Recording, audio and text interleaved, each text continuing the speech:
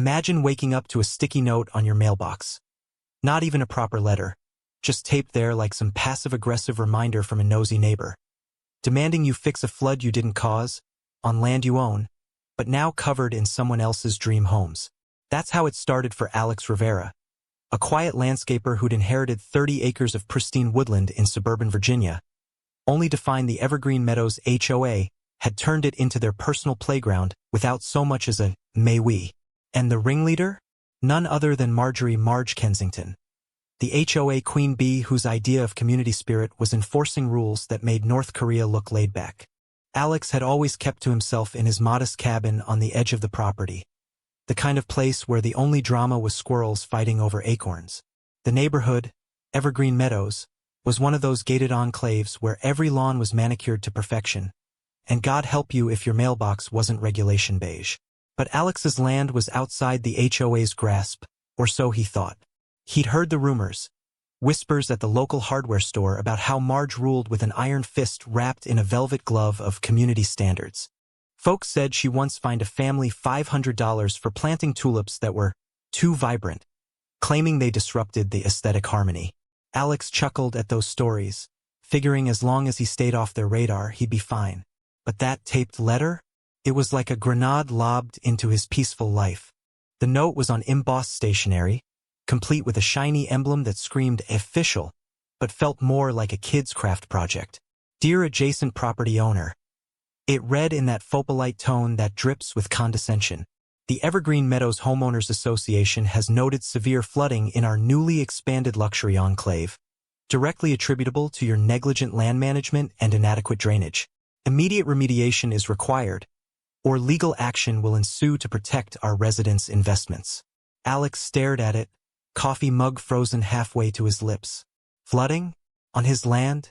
He hadn't touched a shovel in years, letting nature do its thing. But newly expanded luxury enclave? That set off alarms. He grabbed his keys and drove out to the back acres, the dirt road bumping under his old pickup like a bad omen. What he found made his blood run cold, or maybe hot, depending on the moment. There, where ancient oaks and wildflowers had reigned supreme, stood 19 gleaming monstrosities. Cookie-cutter McMansions with solar panels, infinity pools half-filled with murky water, and driveways wide enough for a tank. No fences marked the boundary. They'd bulldozed right through, as if his property lines were mere suggestions. And in the thick of it, directing a crew of workers patching a soggy foundation, was Marge Kensington herself. She was a vision of suburban entitlement. Pearl earrings dangling like nooses, a crisp blouse tucked into khakis, and heels sinking into the mud she pretended not to notice. Her face lit up with that plastic smile when she spotted him, like he was crashing her garden party uninvited. "Oh, Alex, darling, I was hoping you'd pop by eventually," she cooed, waving a clipboard as if it were a scepter. "Look at what we've accomplished. These homes are going to elevate the entire area. Your little patch of weeds was just begging for some purpose." Alex clenched his fists, boots squelching in the pooling water that was already lapping at the base of one house. "My land, Marge. You built on my land. Without permission. Hell, without even a heads up." She tilted her head, that fake laugh tinkling like broken glass. "Oh, sweetie, don't be dramatic. The records were a tad murky, old surveys and all that. We consulted with the planning folks, and since you're practically part of the neighborhood, the board voted unanimously to incorporate this underutilized space. It's for the greater good, you know? Community cohesion. You can't vote to annex someone's private property." Alex shot back, his voice steady but edged with the kind of quiet fury that builds like a storm. "That's not how any of this works." Marge pulled out a glossy map from her folder, laminated like it was sacred scripture. "See here? Emergency expansion clause. We posted notices in the newsletter. If you'd attended a meeting, you'd know." Alex glanced at the homes. Empty shells with "for sale" signs already staked like flags of conquest. Then he noticed the real kicker. Water seeping from the ground, turning the manicured lawns into swamps. They'd cleared the natural wetlands, flattened everything, and ignored the floodplain warnings that every local knew about. "You built in a low-lying area and blocked the runoff. Now it's flooding, and you're blaming me?" Marge's smile tightened. Well, if you'd maintained proper grading on your side. But no matter. Our lawyer will sort it. Expect a bill. She turned on her heel, dismissing him like a pesky fly. Alex didn't explode, not yet. He drove straight to the county records office, heart pounding but mind sharp. The clerk, a no-nonsense woman named Rita with glasses perched on her nose, pulled up the files. Yep, still yours. No transfers, no easements. Clean as a whistle. When he asked about permits for the builds, she frowned deeper. Nothing on record for Evergreen Meadows expansion. If they're building without approvals. She trailed off, but Alex got the picture. Armed with printouts, he felt the first spark of that patient revenge brewing. Marge thought she could paper over reality with her HOA decrees, but reality has a way of biting back. Hard. Word spread like wildfire in the neighborhood chat groups, the ones Marge moderated with an eagle eye. Whispers turned to outright gossip. Did you hear? That reclusive guy Alex is claiming the new lots are his. Marge, ever the spin doctor, fired off an email blast to all residents. Dear valued members. It began in her saccharine script. A minor boundary misunderstanding has arisen with an adjacent landowner. Rest assured, the board is handling it with the utmost professionalism to preserve our community's prestige. Contributions to the legal fund are appreciated. Alex saw the email forwarded to him by a sympathetic neighbor, one who'd been fined for a bird feeder that attracted unsightly wildlife. He didn't respond publicly. Instead, he observed, noting how Marge's professionalism meant dodging calls from the county and hosting secret board meetings in her McMansion's sunroom. A few days later, Alex got a knock at his door. It was Deputy Harlan, a burly guy who'd grown up in the area and knew the land like his own backyard. Heard about the ruckus, Harlan said, tipping his hat. Marge filed a complaint. Says your neglect is damaging HOA property. Alex handed over his stack of documents without a word. Harlan whistled low. This ain't right. They built without permits? That's a felony waiting to happen. He promised to look into it, but Alex knew better than to wait on bureaucracy. He called up his old high school buddy, now a sharp land attorney named Jordan Hale. They stole my land, built houses, and now want me to pay for their screw-up, Alex explained over the phone. Jordan laughed. A dry, knowing chuckle. Classic HOA overreach. We'll slap an injunction on them faster than they can say, covenant violation. The next morning, Jordan and Alex hit the courthouse.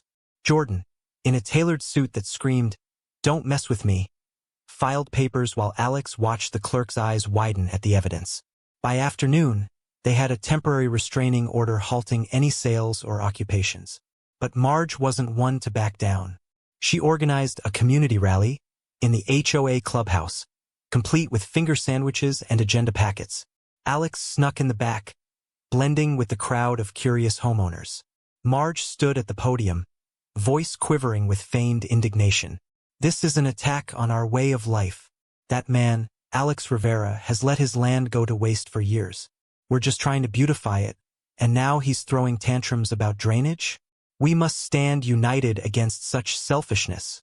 A murmur rippled through the room. One resident, a retiree named Ed, raised his hand. But Marge, did we really own that land?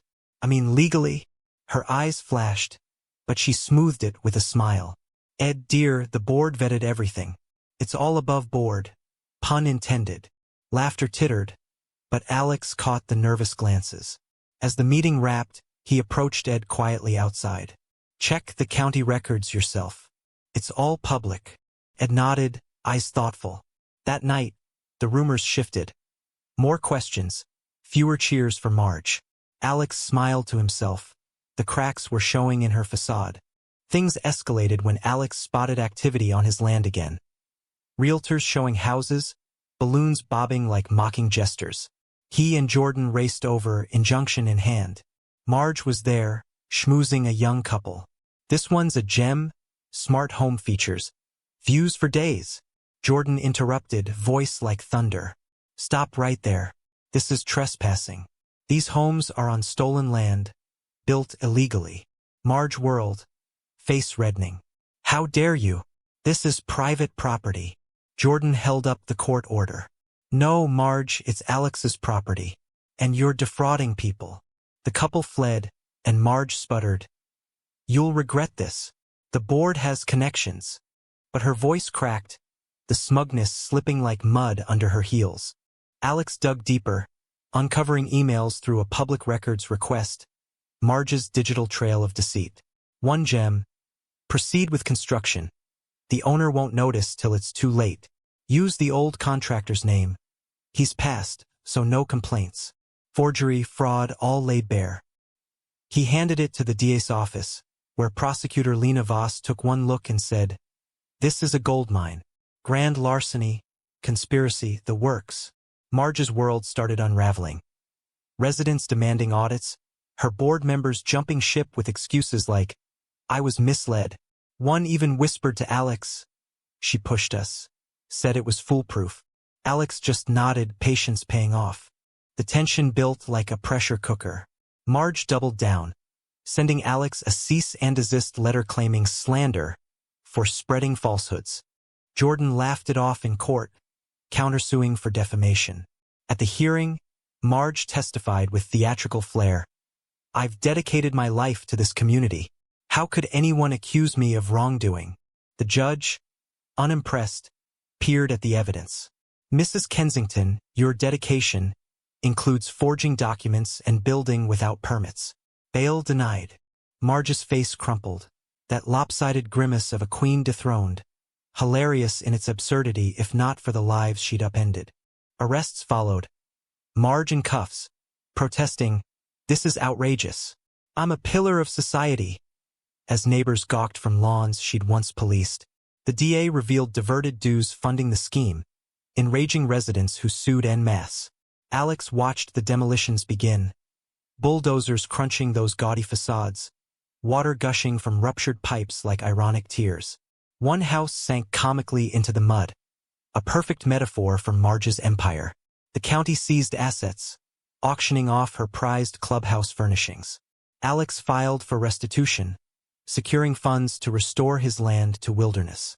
In the end, Marge got 12 years for fraud, her board scattered to the winds. Alex leased the acres as a preserve, ensuring no HOA nonsense ever again. Nature reclaimed the scars, shoots sprouting where concrete cracked. He walked the paths, the wind whispering vindication. But here's the twist that lingers. Was Marge the real villain, or just a product of a system that lets petty tyrants flourish under the guise of rules? True or false, could anyone become a Karen if given enough unchecked power?